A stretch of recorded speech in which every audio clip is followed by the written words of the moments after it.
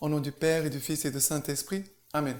Grande joie d'être là avec vous en ce 24 décembre, vendredi. Et la lecture divine que nous allons faire aujourd'hui, c'est la lecture divine avec les lectures de la messe de la veille. Ça veut dire que la messe du soir. Nous célébrons déjà Noël en fait. Parce qu'il fallait choisir entre les lectures du jour même ou alors déjà de la messe de la vigile de Noël. D'accord? Maintenant, la première lecture, c'est Ésaïe chapitre 9 à partir du verset 1. Le peuple qui marchait dans les ténèbres a vu une grande lumière. Sur les habitants du sombre pays, une lumière a resplendi. Tu as multiplié la nation, tu as fait croître sa joie. Ils se réjouissent devant toi comme on se réjouit à la moisson, comme on exulte au partage du butin, car le joug qui pesait sur elle, la barre posée sur ses épaules, les bâtons de son oppresseur, tu les as brisés comme au jour de Madian. Car toute chaussure qui résonne sur le sol, tout manteau roulé dans le sang, seront mises à brûler, dévorés par le feu. Car un enfant nous est né, un fils nous a été donné. Il a reçu le pouvoir sur ses épaules, et on lui a donné ce nom. Conseiller merveilleux, Dieu fort, Père éternel, Prince de la paix. Pour que s'étende le pouvoir dans une paix sans fin. Sur le trône de David et sur son royaume, pour l'établir et pour l'affermir, dans le droit et la justice, dès maintenant et à jamais. L'amour du jaloux du Seigneur Sabaoth fera cela. Voilà ici la lecture d'Ésaïe qui nous dit « Le peuple qui marchait dans les ténèbres a vu une grande lumière ». Vraiment, notre monde était plongé dans les ténèbres. Autrefois, on peut dire, Jésus, dans l'Ancien Testament, le Verbe Jésus n'était pas encore né. Et Jésus vient comme la lumière. Mais si nous regardons notre monde d'aujourd'hui, est-ce que notre monde est meilleur? Non, moi je ne pense pas. Au niveau des péchés, je pense que c'est la même chose. Ça veut dire que les peuples qui marchent dans les ténèbres voient une grande lumière. On pourrait dire cela dans le présent. Jésus vient vraiment dans tes ténèbres, dans mes ténèbres, dans nos ténèbres. Ce n'est pas les ténèbres du monde et des autres. Jésus vient dans tes ténèbres, dans mes ténèbres. Et c'est là que Jésus veut entrer. Jésus veut entrer là, en cet endroit-là. Et qu'est-ce qui se passe? Dit, les habitants de sombre pays ont vu une grande lumière. Sur eux, une lumière a resplendi. Et Jésus vient avec sa lumière. Et qu'est-ce qu'il va faire aussi? Il dit, tu as multiplié la nation, tu as fait croître sa joie. Voilà. Dieu nous fait grandir. Il veut nous faire grandir non pas en quantité, mais Dieu veut nous faire grandir en sainteté. Oui. Et aussi nous combler de sa joie, nous faire grandir sa joie en nous. Pourquoi? À cause de Jésus. Parce que où est Jésus? Là se trouve la joie. Et après, il dit, car le joug qui pesait sur elle, la barre posée sur ses épaules, les bâtons de son oppresseur, tu les as brisés comme au jour de Madian. Le Seigneur vient faire finir, le Seigneur vient arrêter les guerres. Dieu vient à mettre fin à l'esclavage, à l'oppresseur, à nos oppressions. Et nous devons demander, Seigneur, viens visiter mes esclavages, où je suis esclave. Là où je suis opprimé, le Seigneur veut entrer comme notre et comme ton sauveur. Car toute chaussure qui résonne sur le sol, tout manteau roulé dans le sang, sont mises à brûler, dévorées par le feu. Ici, c'est le scénario d'une guerre. Là où il y a la guerre, le Seigneur veut mettre la paix. En ce Noël, supplions le Seigneur la paix. La paix dans le monde, la paix dans le cœur, la paix. Demandons la paix. Parce que c'est triste, quelqu'un ou une famille qui est en guerre. Comment ils vont célébrer Noël? Ce n'est pas possible. Comment vivre dans la guerre on se bat, on se fait le mal les uns les autres, et on célèbre Noël. Ce n'est pas normal. Nous devons supplier au Seigneur en ce jour la grâce de la paix.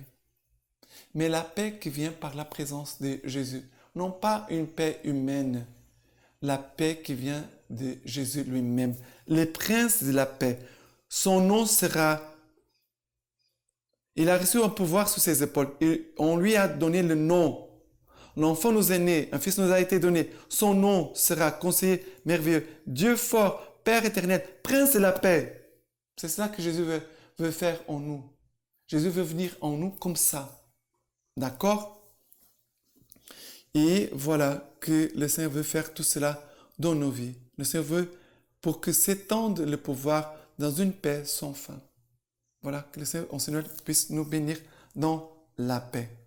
Maintenant, le psaume d'aujourd'hui, c'est le psaume 96. Le psaume 96. Chantez au Seigneur un chant nouveau. Chantez au Seigneur toute la terre. Chantez au Seigneur et bénissez son nom. Proclamez jour après jour son salut. Racontez aux païens sa gloire. À tout le peuple ses merveilles. Et la plus grande merveille, c'est la naissance de Jésus.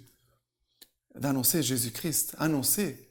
Ne souhaite pas seulement « Joyeuse Noël !» mais dis, souhaite que tu puisses recevoir la paix et la joie de Jésus en ce Noël. Que Jésus puisse entrer et demeurer en toi. C'est cela que nous devons souhaiter les uns aux autres. D'accord? Nous soyons comme les païens, mais que nous puissions avoir des salutations de vœux de Noël chrétiens. D'accord? Joie au ciel, exulte la terre, que gronde la mer et sa plénitude, qu'exulte la campagne et tout son fruit, que tous les arbres des forêts crient de joie. À la face du Seigneur, car il vient pour juger la terre. Il jugera le monde avec justice et le peuple en sa vérité. Le Seigneur vraiment vient pour nous remplir de sa joie, de la joie de Jésus enfant, qui se fait petit enfant, pour s'approcher de nous, pour que l'homme aussi puisse s'approcher de lui sans peur. Maintenant, la deuxième lecture, c'est Tite chapitre 2. Tite chapitre 2. À partir du verset 11. Car la grâce de Dieu, source de salut, pour tous les hommes, s'est manifestée. Nous enseignons à renoncer à l'impiété et aux convoitises de ce monde pour vivre en ce siècle présent dans la réserve, la justice et la piété, attendant la bienheureuse espérance et l'apparition de la gloire de notre grand Dieu et Sauveur, le Christ Jésus, qui s'est livré pour nous afin de nous racheter de toute iniquité et de nous purifier un peuple qui lui appartienne en propre, zélé pour les belles œuvres. Ici, nous célébrons Noël, nous célébrons notre Sauveur. Et il dit, attendons la bienheureuse espérance et l'apparition de la gloire de notre grand Dieu et Sauveur. Jésus vient comme notre Dieu et Sauveur. Dieu, parce que c'est lui, il doit régner. Et nous devons vivre ce qu'il veut. Et aussi, de nous sauver de nos péchés. Pour nous permettre d'entrer dans une nouvelle vie. Entrer dans une nouvelle vie. De commencer à nouveau. Le Seigneur nous permet de recommencer en ce Noël. Car Jésus s'est livré pour nous afin de nous racheter de toute iniquité et de purifier un peuple qui lui appartienne en propre. Jésus veut vraiment que tu lui apparaisses. En ce Noël, Jésus se donne à nous, parce que c'est cela que Jésus fait, il se donne à nous, mais aussi que nous puissions aussi nous donner à lui. Il y a aussi de renoncer à l'impiété, aux convoitises de ce monde, pour vivre en ce siècle présent dans la réserve, la justice et la piété, que nous puissions vivre d'une façon sainte. D'accord? Et maintenant, l'évangile d'aujourd'hui, c'est Luc chapitre 2, à partir du verset 1. Or, il advint en ce jour-là que parut un édit de César Auguste, ordonnant le recensement de tout le monde habité. Ce recensement, le premier, eut lieu pendant que Quirinus était gouverneur de Syrie. Et tous allaient se faire recenser, chacun dans sa ville. Joseph aussi monta de Galilée à la ville de Nazareth, en Judée, à la ville de David, qui s'appelle Bethléem, parce qu'il était de la maison et de la lignée de David, afin de se faire recenser avec Marie, sa fiancée, qui était enceinte. Or, il advint, comme ils étaient là, que les jours furent accomplis où elle devait enfanter. Elle enfanta son fils premier-né. Elle l'enveloppa de l'ange et le coucha dans une crèche, parce qu'il manquait de place dans la salle. Il y avait dans la même région des bergers qui vivaient aux champs et gardaient leurs troupeaux durant les veilles de la nuit. L'ange du Seigneur s'étint près d'eux, et la gloire du Seigneur les enveloppa de sa clarté. Ils furent saisis d'une grande crainte.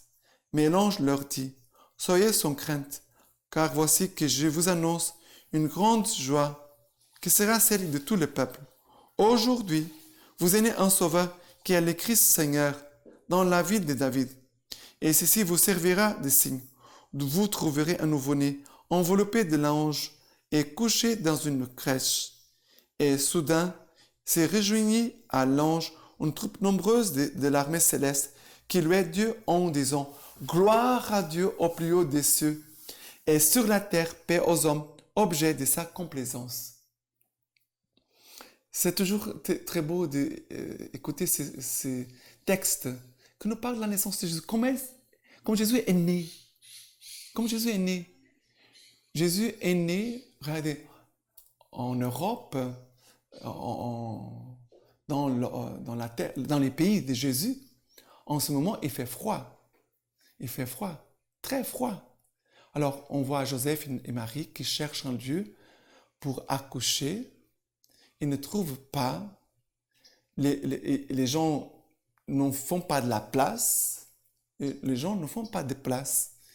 Et là, Joseph et Marie sont obligés d'aller accoucher Jésus dans une crèche avec les animaux pendant la nuit, pendant le froid, dans la pauvreté. Jésus a voulu naître comme ça. Jésus a voulu naître dans une grande pauvreté, sans rien, sans aucun confort, sans rien. Et si tu te trouves comme ça, ne sois pas triste, parce que Jésus vient à toi d'une façon spéciale. Jésus vient d'une façon spéciale pour les pauvres. Les riches, ce n'est pas la même chose. Ce n'est pas la même chose. C'est pour cela qu'on doit vraiment demander au Seigneur un cœur pauvre, un cœur humble, pour qu'on puisse accueillir Jésus. Sinon, Jésus ne viendra pas. Jésus vient dans la pauvreté, vient dans l'humilité. Sinon, Jésus ne viendra pas chez toi, ne viendra pas chez moi. Et nous pouvons vivre Noël sans recevoir la grâce de Noël. Mais que vraiment, nous demandons au Seigneur, Seigneur, que je puisse recevoir la grâce de Noël. Donne-moi un cœur humble, un cœur pauvre. Fais de mon cœur, de mon âme, cette crèche, qu'elle puisse vraiment t'accueillir. Et là, après, il y a les bergers qui vont adorer Jésus, les mages, tous les peuples qui vont venir, les plus petits, bien sûr, vont venir pour adorer Jésus, mais aussi il y a les anges qui viennent glorifier le Seigneur. Gloire à Dieu au plus haut des cieux et paix sur la terre aux hommes qu'il aime. Vraiment, que soit cela notre cri. Gloire à Dieu au plus haut des cieux et paix sur la terre aux hommes qu'il aime. Parce que c'est cela, la grâce de ce Noël. Que nous puissions vraiment nous réjouir ensemble avec les ciels et aussi nos frères sur terre. Et maintenant, la lecture patristique de Saint Augustin, homélie pour Noël. Éveille-toi, ô homme, pour toi Dieu s'est fait homme. Réveille-toi, ô toi qui dors, relève-toi d'entre les morts. Le Christ t'illuminera. Pour toi, je le répète, Dieu s'est fait homme. Tu serais mort pour l'éternité s'il n'était né dans le temps. Tu n'aurais jamais été libéré de la chair du péché s'il n'avait pris la ressemblance du péché. Tu serais victime d'une misère sans fin s'il ne t'avait fait cette miséricorde. Tu n'aurais pas retrouvé la vie s'il n'avait pas rejoint ta mort. Tu aurais succombé s'il n'était allé à ton secours. Tu aurais péri s'il n'était pas venu. Célébrons dans la joie l'avènement de notre salut et de notre rédemption.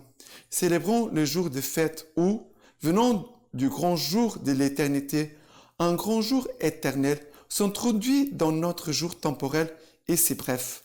C'est lui qui s'est fait notre justice, notre sanctification, notre rédemption, ainsi comme il est écrit. C'est lui qui cherche la gloire, qu'il mette sa gloire dans le Seigneur. Donc, la vérité a germé de la terre. Le Christ qui a dit, moi, je suis la vérité, est né de la Vierge. Et du ciel s'est penchée la justice, parce que lorsqu'il croit en celui qui vient de naître, l'homme reçoit la justice, non pas de lui-même, mais de Dieu. La vérité a germé de la terre, parce que le Verbe s'est fait chair. Et du ciel s'est penchée la justice, parce que les dons les meilleurs, les présents merveilleux viennent d'en haut. La vérité a germé de la terre, la chair est née de Marie. Et du ciel s'est penchée la justice, parce qu'un homme ne peut rien s'attribuer au-delà de ce qui lui est donné du ciel. Dieu a fait de nous des justes par la foi. Soyons donc en paix avec Dieu, parce que justice et paix se sont embrassées par notre Seigneur Jésus-Christ, car la vérité a germé de la terre. C'est lui qui nous ouvre l'accès au monde de la grâce dans lequel nous sommes établis, et notre orgueil, c'est d'avoir part à la gloire de Dieu. Paul ne dit pas à notre gloire, mais à la gloire de Dieu, parce que la justice n'est pas sortie de nous, mais s'est penchée du ciel. Donc, c'est lui qui cherche la gloire, qu'il mette sa gloire non en lui, mais dans le Seigneur. Et voilà pourquoi la louange angélique pour le Seigneur, né de la Vierge, s'exprime ainsi. Gloire à Dieu au plus haut des cieux, et paix sur la terre aux hommes pleins de sa bienveillance. En effet, d'où vient la paix, selon de ce que la vérité a germé de la terre, c'est-à-dire de ce que le Christ est né de la chair. Et c'est celui qui est notre paix, lui qui des deux a fait un seul peuple, pour que nous soyons des hommes pleins de bienveillance, tendrement attachés les uns aux autres par les liens de l'unité. En ce jour de grâce, réjouissons-nous pour trouver notre gloire dans le témoignage de notre conscience. Alors, ce n'est pas en nous, mais en Dieu que nous mettons notre gloire. C'est pour cela qu'il est dit, Seigneur, tu es ma gloire, tu me tiens la tête haute. Dieu pouvait-il faire briller sur nous une grâce plus grande que celle-ci? Son Fils unique, il en fait un Fils d'homme et, en retour, il transforme des fils d'hommes en fils de Dieu. Cherche où est le mérite, où est le motif, où est la justice, et vois si tu découvres autre chose que la grâce. Et maintenant, je vous laisse la bénédiction par les mains toutes pures de la Vierge Marie. Que Dieu Tout-Puissant vous bénisse et vous garde, le Père, le Fils et le Saint-Esprit. Amen.